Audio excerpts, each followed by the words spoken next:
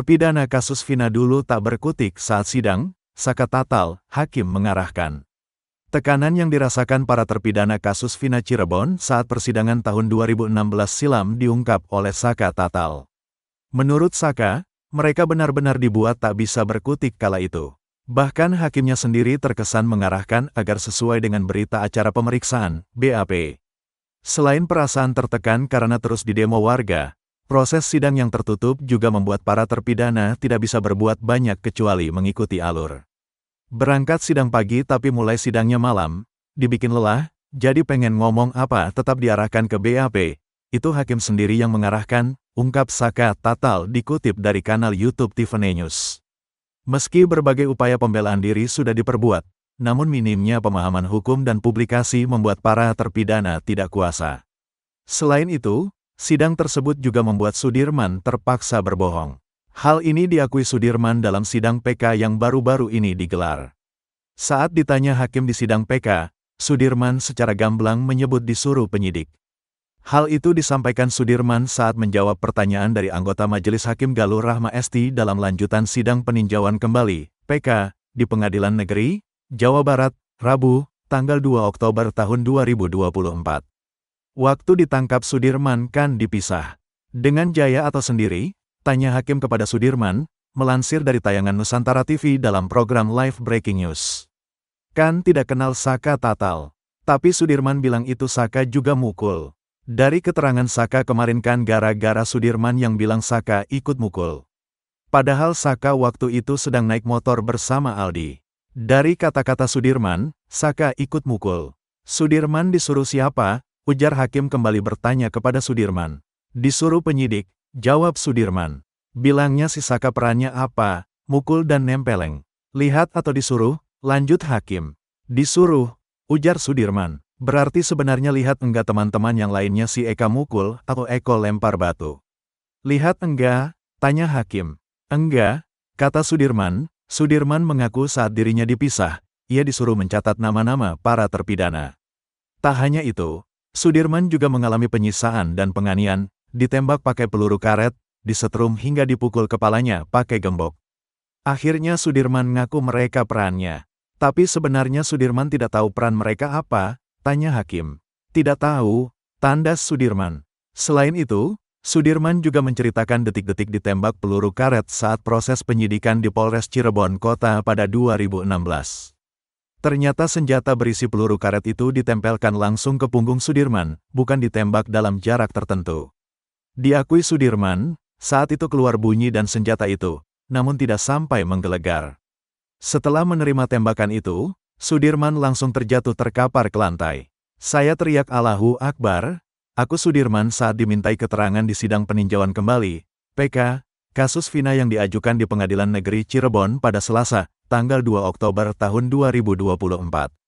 Diungkapkan Sudirman, saat itu dia merasakan panas dan perih di punggungnya. Setelah terjatuh, Sudirman dipaksa berdiri lagi untuk diminta mengakui perbuatan pembunuhan dan pemerkosaan yang dituduhkan padanya. Saat ditanya apakah dia masih mengingat wajah polisi yang menyiksanya itu, Sudirman mengaku lupa. Dia hanya menyebut polisi itu dari Reskrim Narkoba Polres Cirebon Kota. Mukul ganti-gantian, penyidik juga ikut menyiksa, katanya. Diakui Sudirman sampai saat ini bekas tembakan di pinggangnya itu masih dirasakan sakit. Dia bahkan tidak nyaman untuk duduk dan tidur. Gak nyaman duduk, tidur jam 4 jam 3. Paling nyaman kalau ada kegiatan, aktivitas olahraga, ungkapnya. Marliana tak terima pernyataan sahabat Vina soal keluarganya. Tak terima kasus Vina Cirebon disebut murni kecelakaan. Kakak Vina, Marliana pun membantahnya. Sebelumnya, dalam sidang peninjauan kembali, PK, sejumlah saksi bercerita bahwa mereka lihat Eki mengendarai motor secara ugal-ugalan di Jembatan Talun pada Sabtu, tanggal 27 Agustus tahun 2016. Marliana R. pendapat bahwa jika memang benar terbentur, motor Eki seharusnya mengalami kerusakan. Marliana juga menyayangkan kesaksian Widya Sari dan Mega Lestari yang mengatakan Vina jarang pulang ke rumah. Ia tidak terima jika keluarganya dituduh tidak peduli dengan Vina sehingga membiarkan sang adik tidur di rumah temannya berhari-hari. Selain itu, tagar Vina kembali viral di platform media sosial X, sebelumnya dikenal sebagai Twitter. setelah warganet dengan akun @rubirubijane_bawah membagikan pernyataan yang memicu perdebatan panas. Dalam unggahannya pada tanggal 4 Oktober tahun 2024, akun tersebut mengklaim bahwa kasus tragis Vina Cirebon hanyalah kecelakaan murni. Bukan tindakan kekerasan atau pemerkosaan sebagaimana yang diyakini oleh banyak orang. Akun tersebut bahkan melampirkan video yang diyakini mendukung argumennya, dan menuliskan, tertanya kasus Vina selama ini pure kecelakaan bukan karena disiksa atau diperkaos, mana dah dibikinin film, kasihan juga yang udah dipenjara. Pernyataan ini memicu respons beragam dari warganet. Seperti diketahui, kasus Vina Cirebon yang terjadi pada tahun 2016 menjadi perhatian nasional karena dianggap sebagai kasus kekerasan brutal yang dilakukan oleh geng motor terhadap Vina dan kekasihnya, Eki. Kedua remaja ini ditemukan tewas dengan kondisi tubuh yang hancur. Awalnya diduga karena kecelakaan lalu lintas setelah jatuh dari jembatan layang. Namun, polisi kemudian menyimpulkan bahwa keduanya diduga tewas akibat kekerasan geng motor. Tragedi ini bahkan diangkat menjadi film berjudul Vina Sebelum 7 Hari, yang menggambarkan kronologi kematian Vina dari sudut pandang keluarga dan pihak berwenang. Cuitan dari @rubirubijane_bawah ini menimbulkan perdebatan tajam. Beberapa warganet mendukung klaim tersebut, namun banyak yang menolaknya dengan tegas, mempertanyakan bukti-bukti yang ada dan menyebut bahwa pengakuan pelaku serta hasil penyelidikan kepolisian mengarah pada kekerasan, bukan kecelakaan. Viralnya unggahan tersebut bersamaan dengan statement Deddy Mulyadi di sidang PK terpidana kasus Vina Cirebon.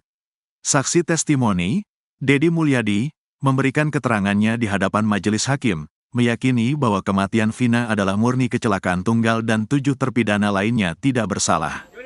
Saya telah menelusuri kasus ini sejak Mei lalu dan setelah mendengar cerita dari berbagai pihak, saya sangat yakin bahwa kematian Vina dan Eki bukan akibat tindakan kriminal, melainkan kecelakaan murni, ujar Deddy Mulyadi, seorang pegiat sosial yang juga calon gubernur Jawa Barat, Jumat, tanggal 4 Oktober tahun 2024.